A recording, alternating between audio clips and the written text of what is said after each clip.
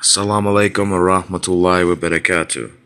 Muslim Revert Stories. They have over 700 Revert stories on their channel and upload on a very regular basis. Their stories are a huge inspiration for revert Muslims in the Western world and all across the globe. So the story with me, Amir I reverted from Christianity. My mother was a Christian. My parents, my mother and father, both my grandparents on both sides. So that's where I started. But there were also a lot of non-practicing Christians in my family too, but they were also Christians. And I was also a gang member. And that was one thing that was also a part of my life, dealing with things like that, doing a lot of risky things for them, and stuff like that, that could have put me in jail or, whatever, but I did it all for them and for the cause and stuff like that. So that's where I started before I came across Islam. The story goes, actually at 17 I did know about it. My grandmother was actually the one who told me about it, and the story's interesting because my grandmother Pacheco, on my father's side, my father's mother, she was a Christian, and she would actually take me to church. I would go to church with her and stuff like that, like every Sunday and stuff. And, I started to kind of fall off and things like that, like I didn't really, feel too much of a connection around the Christian congregation, as far as like, I kind of just felt there was too much, hatred in a way, but between not just myself and other people, but between everybody. And, even as like my youth, I was very confused about Muslims. In fact, I didn't even know them as Muslims as a child. I knew them as the Taliban and terrorists. That's how I knew what they, I didn't know anything at that time. I was just kind of in a realm of what I was taught by certain family members who didn't understand. And so I never knew I would ever become a Muslim. Like I never, ever would have imagined as a youth, as a child. And, remembering 9/11 and stuff like that, as far as I was concerned at that time, these were the enemies to the world, or the enemies to the United States. But, there were the hints here and there, there were people in my family that also had other things to say. Like I had a cousin, who would say to me, because, Kenneth is my original name, and he would say, Kenneth, what do you think about the Iraqis? And, I pretty much like classified them as like the enemy, even as a child, because I didn't know any better. And my cousin was the one who says, oh, they're just normal people like us, and, this and that, and you know what I mean? It kind of made me think, and I didn't argue with him or anything. I didn't have anything to say back or nothing, So there was that. So as I grew older, my take on Christianity was, I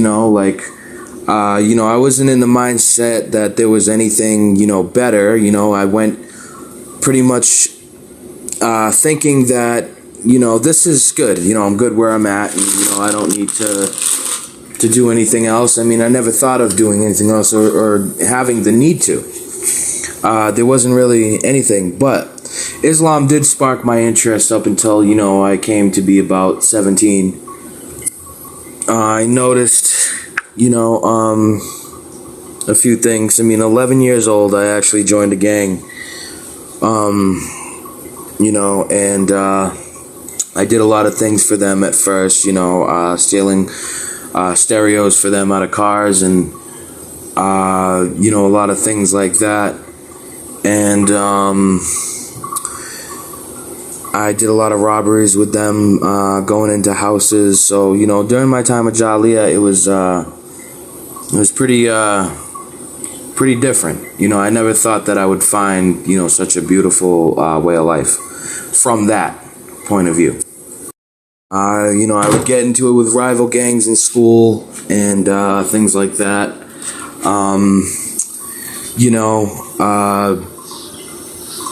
Gang signs back and forth to fighting. Some of my friends were getting killed and stuff like that. I have friends who were stabbed to death by rival gang members, shot to death by rival gang members. Friends who were just, in jail and in and out. And, as I grew older, I started, ranking up in the gang life, where you become like a higher status in the gang and stuff like that. So I would go from, soldiers, like up to enforcer and things like that, and this was part of my life for a while, and a lot of people don't realize is like the gangs and the dangerous euphoria that it builds in your brain, and the idolatry that can come with it, the symbolism and honoring leaders who have died and stuff like that.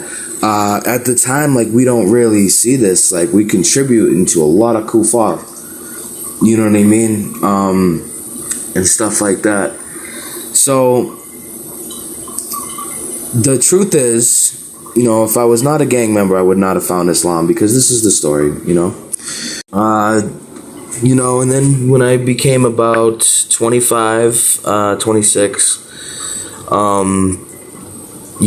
I really started to know the religion more. Because at first, my grandmother, she was the one who got me the Quran, because she felt that, like, church wasn't really something that, was in my range of learning from and things like that. So a few religions were mentioned to study, and her idea was that I needed to have at least some type of faith. So Islam was the one I wanted to learn, and I did actually, without even taking the Shahada, I was praying and stuff like that. This was first, and reading some of the Quran, John Meadow Rodwell's version of it, which is like a Christian, John Meadow Rodwell's version is like a Christian translation, sort of, like, I guess you could say, it's hard to explain. But anyways, she got me that version of the Quran before she passed away, years before, and then she ended up passing away. My life in the gang life started to get more control. I thought I had a lot of power. I felt like I was on top of the world. I was drinking a lot and things like that. And then there was an issue with a rival gang member who raped a girl at a party.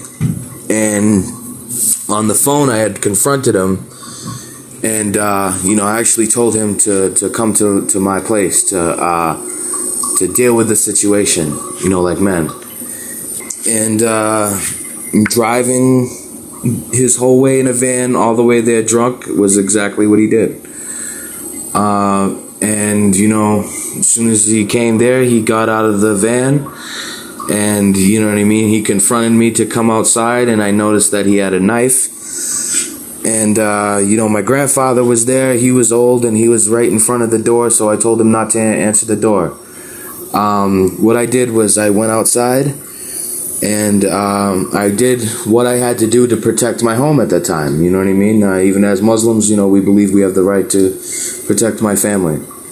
So the only thing that I thought I could do out there to defend myself, this is what I did. I ran out and I ended up clubbing him with a baseball bat.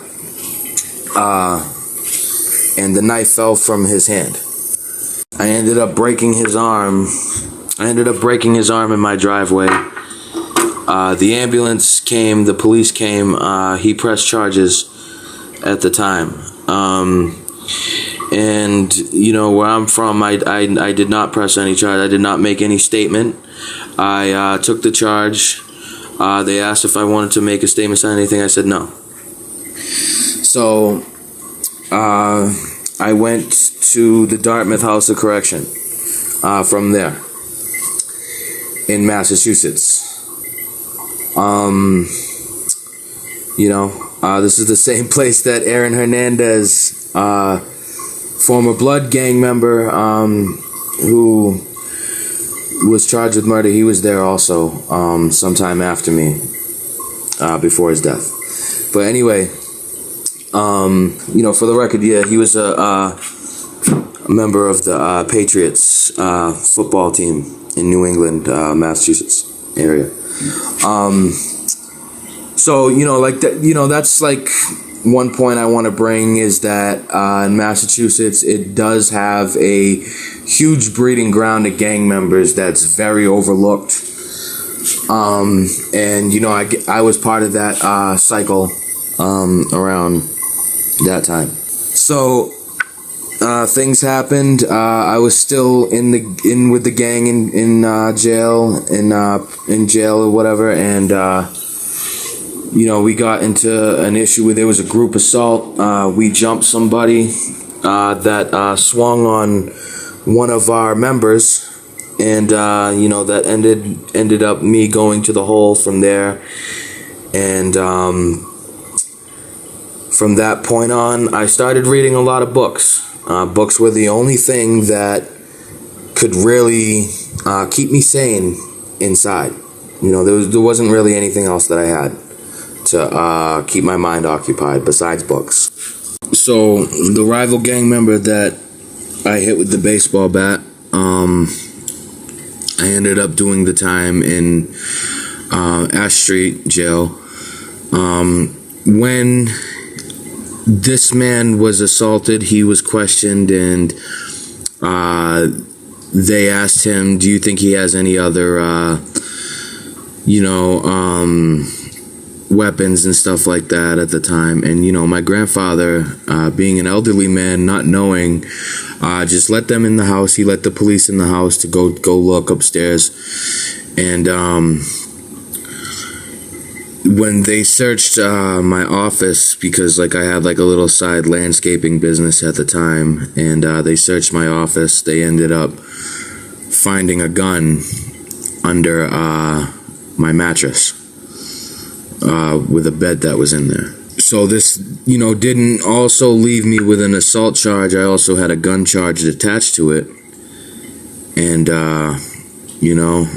so there were two separate charges. And this is what I was dealing with at the time. And, like I said, the members of the gang were there. We did get into a group assault issue behind bars and stuff like that. That it was over with and done with, So, during my isolation time, I did a lot of reading and stuff like that. And, like I said, books were an everyday thing. And one person that I started to read about was Malcolm X. And then there was a person, a Spanish Muslim brother. And the Spanish brother that I met, he is the one who showed me the way to Allah. And, I can't help but to thank him till this day for, everything that he's done and helped me with. So at that time, I was still dealing with the church and stuff, but I was reading about Malcolm X and I was inspired by his story and things like that. And then I started reading a little bit more. And then I noticed the Spanish brother that was in the cell next to me, that he was Muslim, because when he went up to to get his meals, they had to let it be known that it's a Muslim tray that he was getting. So that's where it sparked the conversation with me and him. And what happened was, we started speaking, we started talking and things like that. And then, I wanted to learn about Islam and stuff like that. And he seen that I was going to the church and still singing with them at the basketball court at the county jail and stuff like that. But then he called me over and he said, Kenneth, he goes, do you want to learn a religion, or do you want to learn a real religion? And I didn't know what he meant at that time until I started learning piece by piece from the right sources of materials that he gave me. And little by little, I started getting these little books about, women in Islam, how they're treated and stuff like that. And I got a huge insight about that, and I loved it. I just loved it. I couldn't stop. That was the beginning. And then I got the sealed nectar he also gave me, which is the autobiography of the Prophet Muhammad sallallahu alaihi wasallam. He gave me that too. I started reading the Sahih al-Bukhari and Sahih Muslim hadiths, and then I started reading the Quran, and then going to Muslim class. And then from there, the Imam, I took my Shahada from there and things like that. And, there was a huge battle of struggling, inside, before, my court date and all that. Politics with the gang, they got in the way and things like that. And it was very troubling. Like, you could feel that Shaitan was definitely amongst it. I mean, out of all places, definitely there, yes. Definitely behind bars, Shaitan is amongst the inmates and things, and the jinn as well, Du billah. So, with that being said, the balance between good and evil is definitely in your face, during this time, and you gotta choose wisely, because if you don't, if you follow a path that mixes truth with falsehood, you can really get wrapped up. And this is something that I learned.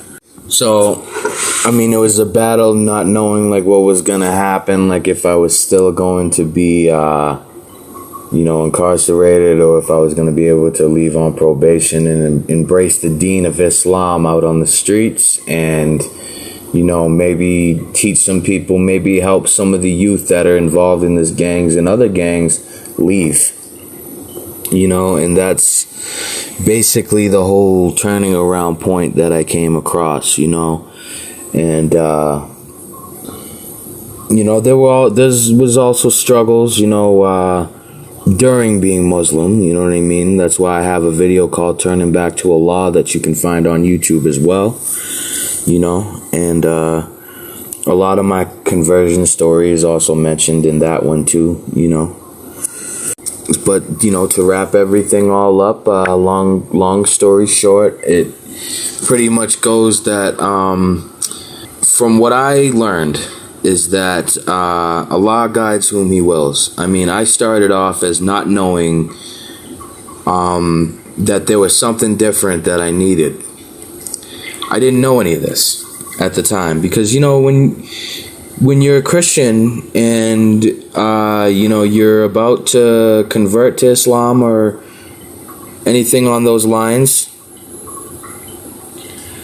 you think you're all set. You think everything is just fine, there's nothing else that you need to be taught or anything like that. You got it made with what you know.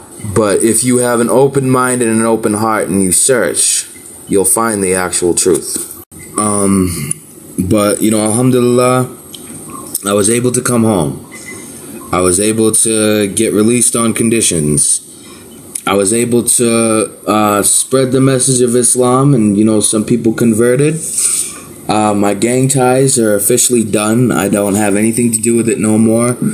I will say that, some of those men are good people that, they just need better insight, and they need better